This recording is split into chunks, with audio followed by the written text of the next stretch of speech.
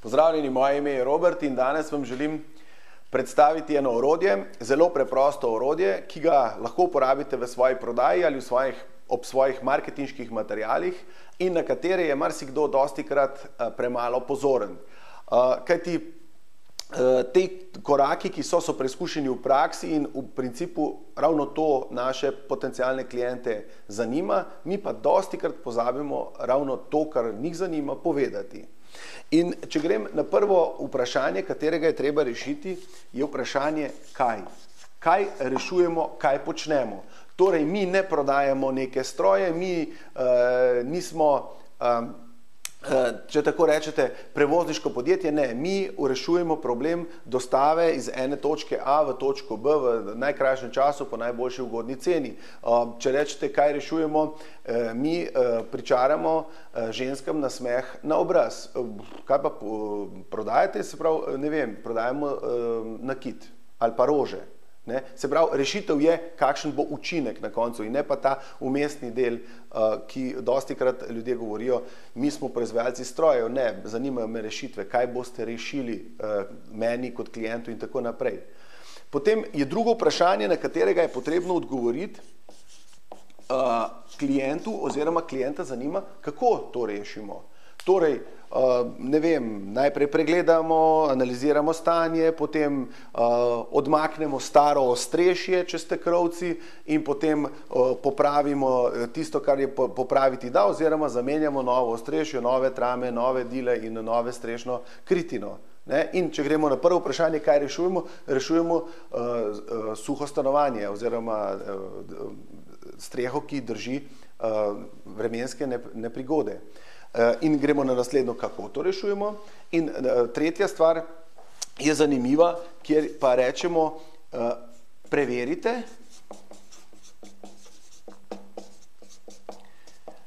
odgovor na preverite, želite preveriti kako. Kako mi to počnemo? Brezplačen pogovor in nekaj podobnega. Povejte malo dejstva, kako boste prišli do tega rezultata. To je podobno, kot če greste v ambulanto zdravniku in vam zdravnik začne z latinskimi izrazi in vi niti približno ne veste, kaj vam bo naredil oziroma kaj bo počel na vašem telesu. In zmeraj vprašate, kako, kaj se bo zgodilo. Saj v glavnem zdravniki so o tem poučeni, pa vam povejo naprej. Potem četrto vprašanje, enako, ki ga pozabimo povedati stranki, pričakovani rezultati. In dokdaj jih bomo naredili? Pričakovanja.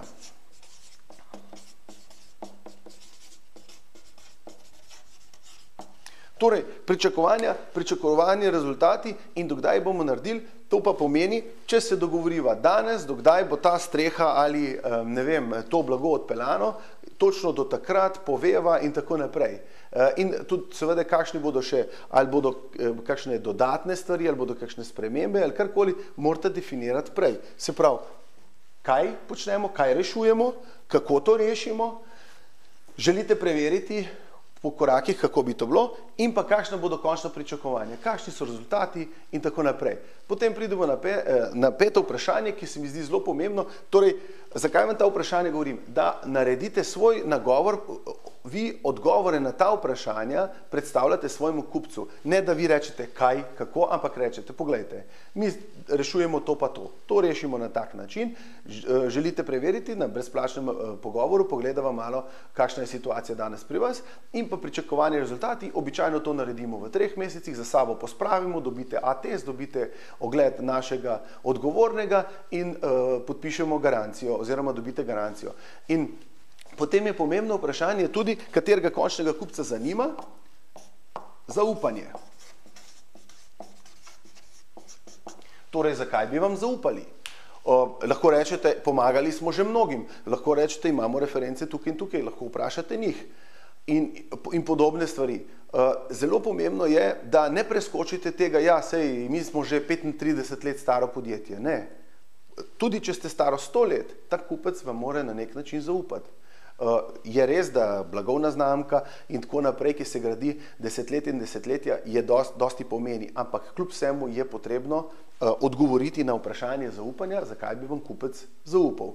Zelo dostikrat nekateri izkoriščajo to za certifikat in podobno, tudi to je nekaj, če recimo končnemu kupcu to nekaj pomeni. Vam povem en primer. Čelada za motorno kolo. Piše, koliko zvezdic ima, koliko A, B, C in podobne označbe ima. Zelo pomembno, jaz mislim. Zaupanje, zakaj? Zaradi tega, ker ta ima vse varnostne in ta čelada ima vse varnostne, se pravi elemente in certifikate in podobne, se pravi testirana in tako naprej. In ta, ki je mogoče malo cenejša, kakšnega korejskega, kitajskega izvora, pa teh certifikatov nima. Torej, verjetno, kadar se vprašamo po varnosti, razmišljamo tudi o tem, komu bomo zaupali. In šesta, se mi zdi zelo pomembna, je pa pri storitveni dejavnosti, torej recimo v našem poslu, kjer gremo v coachingu, kjer se ukvarjamo s prodajo, produkti, ki ostanejo, kaj bo vam ostalo od tega? Torej, če rešujemo neko stvar, suha streha in tako naprej, ostanejo tudi neki drugi produkti, kot recimo, ne vem, boljša izolacija, zmanjšanja poraba kurjave ali pa kaj podobnega, ali pa seveda zmanjšana vročina ali pa nekaj na ta način. Torej, te končni produkti, ki so poleg vsega, kaj bomo rešili osnovno, stranski pozitivni učinek. In recimo pri nas, v našem poslu je tako, ker smo v storitveni dejavnosti, je pri nas tako, produkti, kateri ostane vam prodajni proces, prodajni cikl, točno veste, kako dobiti kupce, kako formirati produkte, ki jih prilagodimo trgu, ne da iščemo na trgu kupce za našo rešitev, kjer mogoče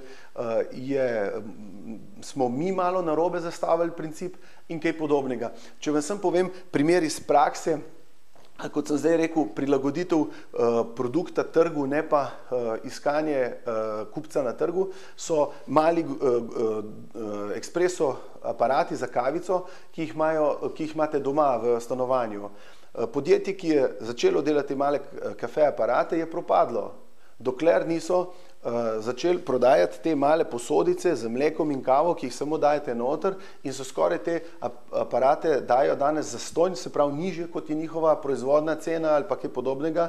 Verjetno so zdaj že optimizirali, da delajo tudi tukaj kakšen profit, ampak so dejansko skozi te kapsule, ki jih morate kupiti, da imate dobro kavico doma, pokrili razliko izdelave stroja. Preko so pa sam strojček prodajali za 250 evrov, ga ni kupil noben. Danes ga kupite za 40-50 evrov, ne vem, in skozi tiste kapsule doplačate razliko. To so ena zelo preprosta orodja, katera so koristna in na katere je fajn odgovoriti, kadar delate reklamo v časopisu, kadar delate reklamo na spletni strani in tudi kadar delate prodajne nagovore, prodajna pisma ali pa sestanke. Odgovorite si na ta vprašanja in točno odgovore na ta vprašanja mora vsebovati vaše sporočilo. Jaz upam, da vam bo koristilo. Če rabite kaj več, se oglasite na naši spletni strani www.aleo.si.